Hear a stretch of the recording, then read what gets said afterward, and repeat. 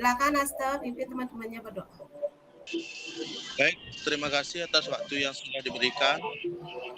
Sebelum kita mulai pembelajaran, mari kita awali dengan berdoa. Berdoa dimulai.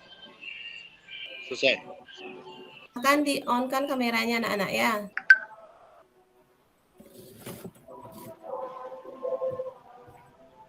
Baik, sebelum pembelajaran dimulai, silakan dibuka dulu classroom-nya anak-anak. Sudah dibuka classroom-nya? Jadi di classroom itu Ibu sudah share absen. Di sebelum pembelajaran silakan kalian isi absen terlebih dahulu. Silakan dibuka classroom-nya dulu. Sudah Bu, sudah dibuka Bu. Silakan diisi. Di sini juga sudah Ibu kirim di chat untuk linknya.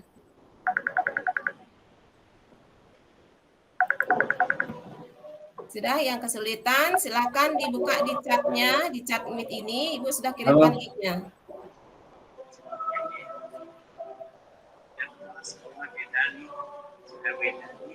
Sudah? Nah, ini kebetulan ada dua wali yang tadi menelpon Ibu. Katanya ada 2 orang di antara kalian yang tidak hadir hari ini karena sakit. Jadi tolong itu sebagai pelajaran nanti untuk selalu kalian menjaga kondisi tubuh kalian ya, agar selalu fit, apalagi di musim pandemi seperti ini ya. Ingat kalian menjalankan protokol kesehatan dimanapun kalian berada ya. Nah, selanjutnya kemarin kita sudah mempelajari tentang wilayah dan perwilayahan ya. Tolong itu nanti diingat-ingat kembali pelajarannya. Dan untuk saat ini kita akan masuk ke bab yang baru yaitu mengenai interaksi desa dan kota. Jadi untuk materi ini Ibu sudah share kemarin di classroom-nya. Jadi Ibu kemarin sudah kasih tahu untuk mempelajari materi yang sudah Ibu sampaikan. Sudah dipelajari itu? Sudah Bu. Iya. Sudah. Ya, tentu nanti dipelajari. Kemudian, nah di sini apa sih yang akan kita pelajari hari ini? KD kita dalam pembelajaran ini, yang pertama untuk pengetahuannya itu adalah menganalisis struktur keuangan desa dan kota, interaksi desa dan kota, serta kaitannya dengan usaha pemerintah dan pemerataan pembangunan. Kemudian untuk KD keterampilannya itu membuat makalah tentang usaha pemerataan pembangunan di desa dan kota yang dilengkapi dengan peta, bagan, grafik, tabel, dan atau diagram. Nah, kemudian untuk indikator pencapaian kompetensinya di sini, yang pertama untuk pengetahuannya adalah mendeskripsikan struktur keuangan serta perkembangan desa dan kota. Nah, untuk tagihan nanti kalian akan menyajikan laporan tentang permasalahan pola struktur keuangan serta perkembangan desa. Nah, di sini adapun tujuan dari pembelajaran ini nanti kalian bisa memahami, mendeskripsikan struktur keuangan serta perkembangan desa dan kota secara jujur, disiplin, bertanggung jawab sesuai ajaran agama yang dianutnya. Nah, untuk pembelajaran ini Ibu sudah membuat kelompok untuk kalian. Jadi di sini karena kita terbatas waktunya, jadi Ibu hanya membuat 2 kelompok saja. Sudah diperhatikan kelompok-kelompoknya? Sudah Bu. Nah, apa sih yang harus kalian kerjakan? Sini sesuai dengan materi yang sudah Ibu share di classroom. Jadi di sini Ibu memberikan satu masalah untuk kalian. Perhatikan gambar ini. Anak-anak lihat? Lihat. Nah, di sini ada 2 gambar yang Ibu jadikan satu di sini ya. Ada 2 gambar di sini. Yang pertama ini gambar apa ini? Itu gambar kota. Kota Nah, pusat kalau di kota. sebelahnya? Itu merupakan pusat kota yang banyak sekali lalu lintas. Iya, terus yang di sebelahnya? Pedesaan.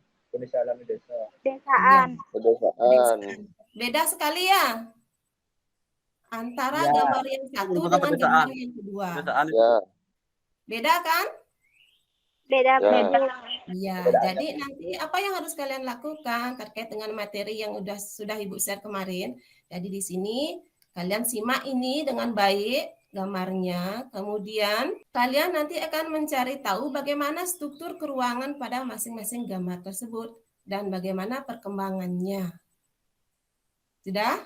Nah, sekarang nanti kalian kerjakan di lembar kerja yang sudah Ibu share di Classroom. Classroom-nya sudah dibuka kan? Sudah? Sudah, Bu. Ya. Sudah. Jadi nanti kelompok 1 itu akan mengerjakan struktur keuangan dari desa dan kota. Kemudian untuk kelompok 2 nanti akan mengerjakan bagaimana perkembangan desa dan kota. Sudah paham dengan tugasnya? Kalau sudah, sekarang buka Classroom-nya, buka lembar kerjanya. Sudah dibuka lembar kerjanya? Sudah, Ibu kirim juga di chat-nya. Jadi lembar kerjanya seperti ini. Sudah terlihat anak-anak? Sudah.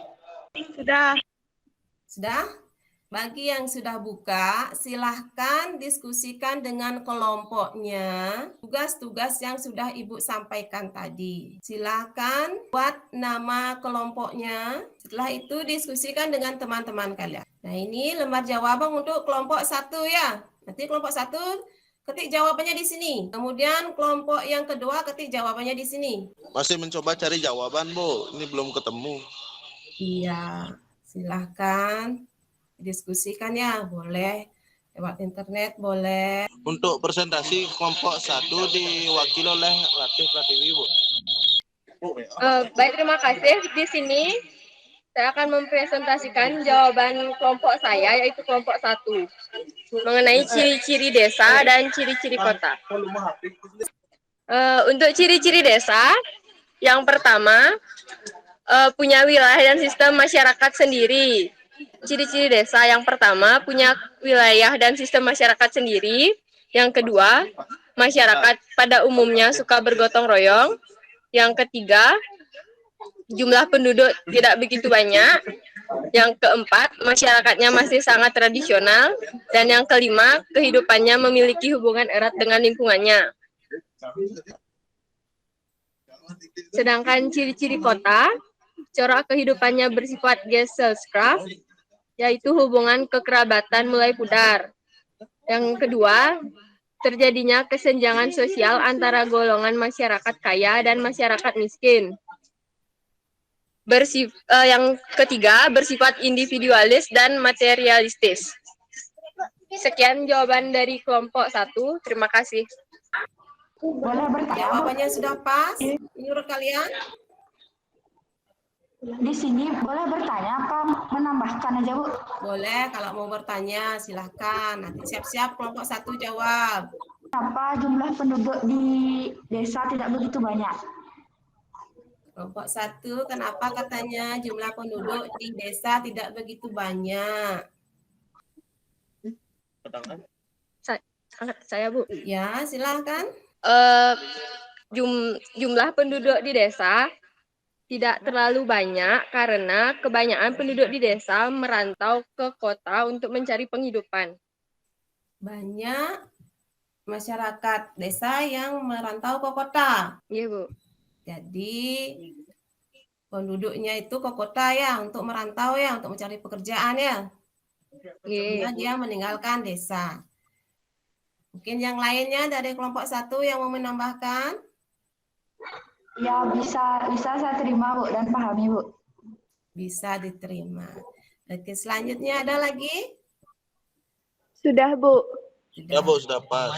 Oke, jadi ini presentasi dari kelompok 1. Silakan sekarang presentasi untuk kelompok 2. Baik, di sini saya akan mewakili kelompok 2 untuk mempresentasikan hasil dari diskusi kami. Oke, Cika, silakan. Besarkan sedikit, Cika. Sudah dapat dilihat, Bu? Sudah. Gimana teman-temannya, sudah? Sudah. Ya, silakan, Cika. Perkembangan desa yang pertama, desa tradisional, yaitu tipe desa pada masyarakat yang seluruh kehidupannya tergantung pada alam. Yang kedua, desa swadaya merupakan kondisi suatu desa yang sebagian besar masyarakatnya memenuhi kebutuhannya secara mandiri dan tergantung pada pemerintahan atau orang lain. Yang ketiga, desa swakarya adalah desa yang tingkat perkembangannya sudah lebih maju dibandingkan desa swadaya. Desa ini desa yang sedang mengalami masa transisi. Yang keempat, desa swasembada adalah desa yang masyarakatnya telah mampu memanfaatkan dan mengembangkan sumber daya alam dan potensinya sesuai dengan kegiatan pembangunan regional. Sudah, Cika? Nomor yang kelima sekarang, Bu. Desa berkembang adalah desa potensial menjadi desa maju. Yang keenam, desa adalah wilayah yang jumlah penduduknya kurang dari 2.500 jiwa dan kebiasaan hidup masih sangat tergantung pada alam. Sedangkan perkembangan kota yaitu yang pertama, tahap eopolis terhadap perkembangan desa yang teratur sehingga masyarakat penghuni daerah tersebut telah memperlihatkan ciri-ciri dari daerah perkotaan yang artinya adalah peralihan dari pola kehidupan desa tradisional ke arah kehidupan perkotaan. Yang kedua, tahap polis. Maksudnya, yaitu tahapan yang mana suatu kota yang masih memiliki ciri atau sifat-sifat agraris atau berorientasi dalam sektor pertanian. Yang ketiga, tahap metropolis, yaitu kelanjutan dari tahap polis yang ditandai sebagian besar berorientasi kehidupan ekonominya mengarah ke industri. Tahap megapolis yaitu wilayah perkotaan yang memiliki ukuran yang sangat besar, maka megapolis itu juga disebut dengan kota maha besar. Yang kelima, tahap Tiranopolis adalah kota yang kehidupannya penuh dengan kerawanan sosial, kekacauan pada pelayanan umum, hingga tingginya angka kriminalitas. Yang keenam, tahap nekropolis, yaitu kota yang sedang menuju keruntuhan, biasanya ditandai dengan mulai berkurangnya masyarakat yang mendiami kota tersebut. Sekian dari kelompok 2, terima kasih. Sudah, kelompok 2 sudah mempresentasikan. Silakan kelompok 1, mungkin ada yang mau menanggapi. Tidak ada tambahan? Tidak ada masukan? Enggak, Bu. Tidak ada. Jadi dari terima kasih sebelumnya Ibu sampaikan, kalian sudah mempresentasikan hasil kerja kelompok kalian. Nah, sekarang Ibu mau tanya, apa yang kalian dapatkan? Oke, jadi itu ciri-ciri kota ya. Jadi di kota itu juga sifatnya individualis ya. Jadi dia tidak seperti desa. Kalau desa masih gotong royong, masih paguyuban. Tapi kalau di kota itu dia sudah individualis ya. Dan materialistis ya. Iya, betul sekali ya. Nah, jadi nanti tolong dipelajari kembali materi yang sudah Ibu berikan ya. Kemudian sekarang coba kalian lihat di classroom-nya kembali. Sudah dibuka classroom-nya?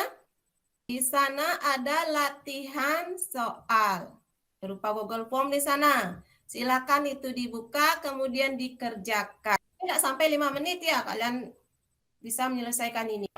Untuk hari ini Ibu cukupkan dulu pertemuannya. Kemudian untuk minggu depan nanti potensi desa dan pola permukiman desa. Nah, untuk hari ini Ibu cukupkan untuk pertemuannya. Ingat untuk selalu menjaga kesehatan, laksanakan protokol kesehatan dimanapun kalian berada. Ya. Siap. Silakan boleh keluar mic ya. Terima kasih, anak-anak. Tidak ditutup dengan doa dulu, Bu. Silakan. Baik, setelah kita